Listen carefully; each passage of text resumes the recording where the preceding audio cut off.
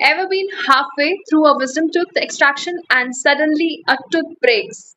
The root piece says, "Bye, I'm staying in the socket," and you're there frozen with suction in one hand, forceps in the other, and the self doubt in your soul.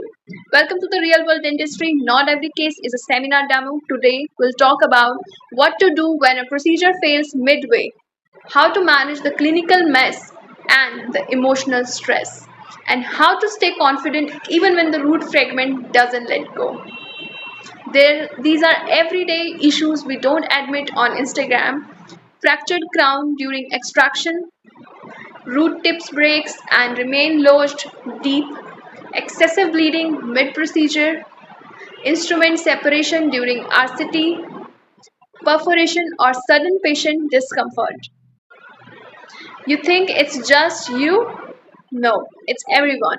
Even when your dental idol has had an oops moment under the microscope. Here's your go to protocol when things go south mid procedure. First is you have to stay calm and assess before acting. Don't force or continue aggressively, that's where trauma begins. Retract, irrigate, and reassess. Ask yourself, is this the mechanical issue, the anatomical barrier, or a lack of access? Second is you have to take an IOPA, especially when a root tip breaks or visibility is compromised.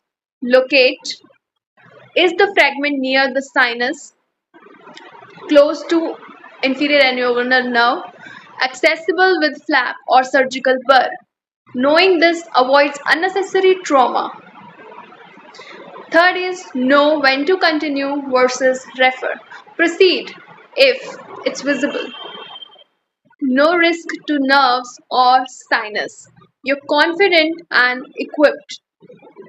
Refer if patient is distressed. Bleeding impairs vision. Root tip is dangerously close to anatomical structures. You don't have a surgical handpiece or experience. Referring isn't a failure, it's a smart judgment. Fourth is communicate professionally with patient. Do not say tooth andar reh gaya. Say a small part of the tooth or root is deep and being closely monitored. It's a non scenario and we have two safe options from here. Then you offer option A, monitor. Option B, surgical retrieval or referral. Always document in records, radiographs, instructions, consent update, write what you explained. What if you leave the root fragment? Only if it is less than 3 mm in size or no signs of infection, not close to inferior alveolar nerve or sinus, or there is no mobility. There is patient informed plus documented. Then review after 6 to 12 weeks clinically and radiographically. Then references ADA and multiple studies allow intentional retention of root tips in selected cases.